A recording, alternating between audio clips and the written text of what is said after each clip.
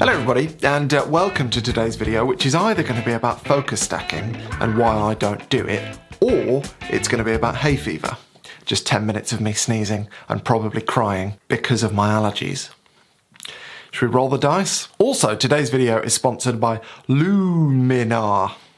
You didn't expect me to say that, did you? Yes, Luminar, the amazing software that some of you have been telling me to use for years. I've started using it in the last few weeks, and I'm going to have the opportunity to give some of you a free copy of Luminar, which is very exciting, so stay tuned for that.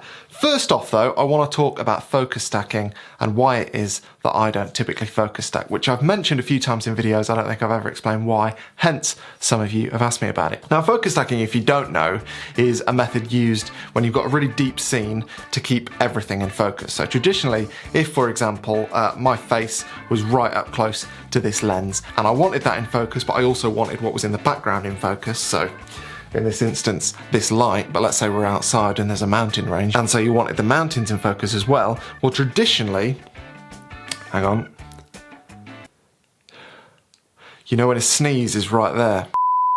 Well, traditionally, what you would do is use a really tiny aperture like f/22 if your lens allows it, and you would hope that that was a narrow enough aperture to get everything in focus. There are a couple of problems with doing that though. If you use a really narrow aperture, for example, you're probably going to end up with a really slow shutter speed. So your subject might be moving or your camera might be moving, even if you're on a tripod, if you're out on a windy day. Also, lenses very rarely perform all that well at apertures like f/22, and often you end up with diffraction and just a result that's nowhere near as sharp as if you had used a moderate aperture. So focus stacking aims to solve this simply by stacking a few different images together that are focused in different places. So yeah, that's what focus stacking is. Now, I used to use focus stacking all the time, particularly when I was a composite photographer, because if, for example, I wanted to put a shower cap on the Gherkin building in London, then I needed to make sure that both the building and the shower cap were completely in focus from front to back. Because if I didn't, let's say for example the shower cap wasn't in focus at the back, but the building was in focus all the way through,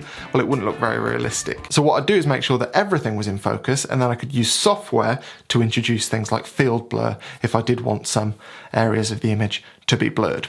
So yeah, that's probably when I've used focus stacking most in the past. I've also used it for product photography. So for example, if I wanted to take some photos of my watch, then chances are I'd use focus stacking to make sure that I had the whole face in focus, if that's what I wanted to do, because I'd want to use moderate apertures to get the sharpest results. But when you use moderate apertures, not much of the image is in focus, so you need to stack images together to get more in focus at maximum sharpness. Now, focus stacking is also used by landscape photographers, outdoor photographers in some instances, and I never really do that, and it's for a couple of reasons. First off, I very rarely take images that have got deep enough scenes to warrant the need for focus stacking. For example, the thumbnail image for this video is a terrible example of an image that would ever need to be focus stacked. It's not particularly deep. The closest thing is like, I don't know, 30 yards away, which does not warrant a deep scene. If the closest thing was 30 inches away and I wanted to focus all the way to infinity,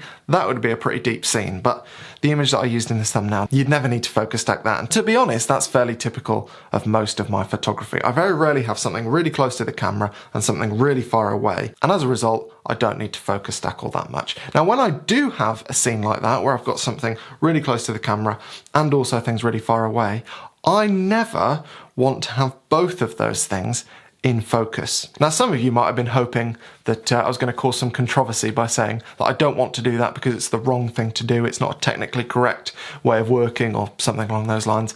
Absolutely not. It's completely personal preference. I've seen some great images that are focused front to back that I really like. It's just not what I like to do for my personal photography. And the reason for that is that, well, all of the lessons that I've ever learned about photography, I think, could be distilled into one particular theme.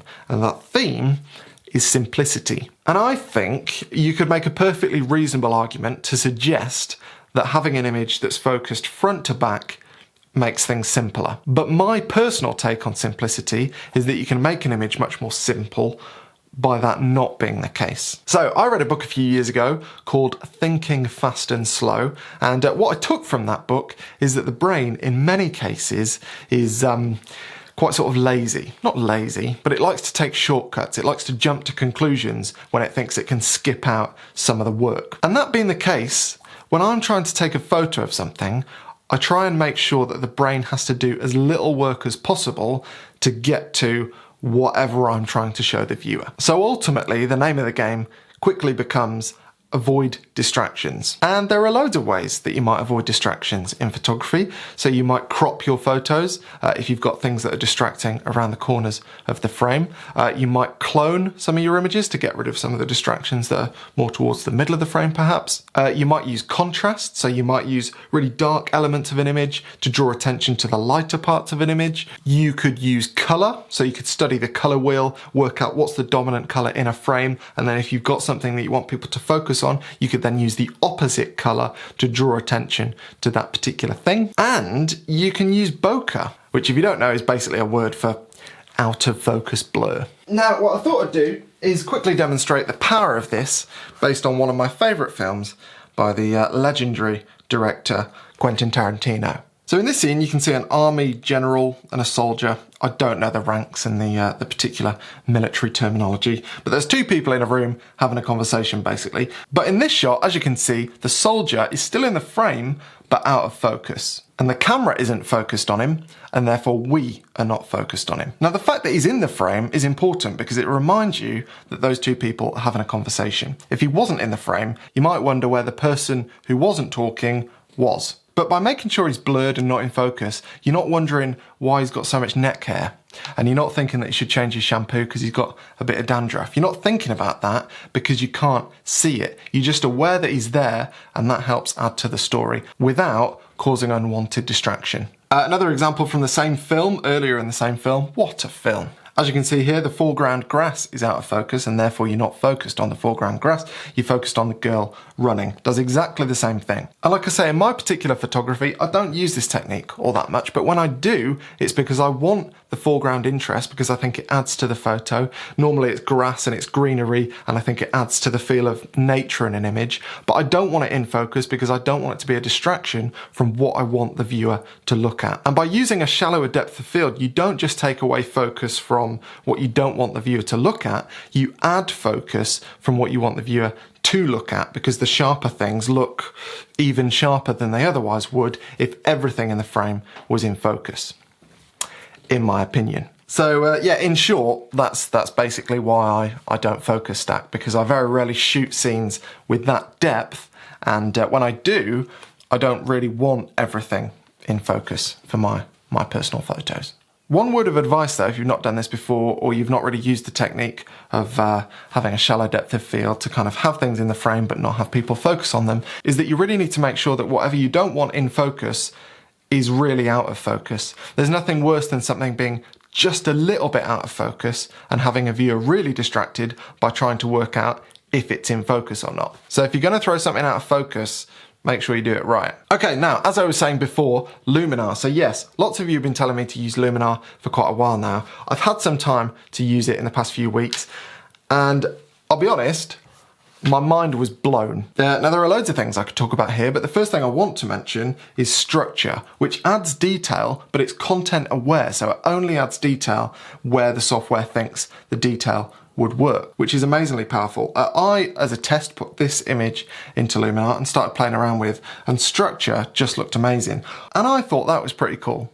But then I went to the much publicized sky replacement tool, and well, so going back to my composite days, I used to spend hours, literally hours, afternoons, trying to replace skies and make them look realistic. And well, watch this. If I go into the sky replacement tool and I can just select any sky at will, that looks incredible. And I can't believe how good that looks. Now, sky replacements, they're not for everyone. I get that. Some people, lots of people, prefer photography to be all in the frame, all in camera. That's absolutely fine. But like I say, as somebody who spent hours doing this, particularly for commercial projects in the past, That is so impressive. So this gave me an idea. I thought we could have some fun with a competition. So I've teamed up with Luminar to give away 5 free copies of the software. And what you have to do is download a 7-day free trial if you haven't got Luminar already. Then take some of your favorite images maybe and run them through Luminar, have a play around and upload the before and after images onto Instagram using the hashtag JPLuminar. And I'll pick 5 winners to give away a Luminar license to. If you've already got Luminar and you win, then I'll send you a book. If you've already got a book as well, I mean, congratulations, you're just winning. I'll close the competition on Wednesday the, what's the date? Wednesday the 20th of May. So you've got a week and a half, basically, if you're watching this video as soon as it's uploaded. So yeah, good luck, and looking forward to seeing what you come up with. Anyway, thanks for watching, and that was quite good actually. I didn't get too interrupted by hay fever. See you next time, and oh, please subscribe if you haven't already. Cheers.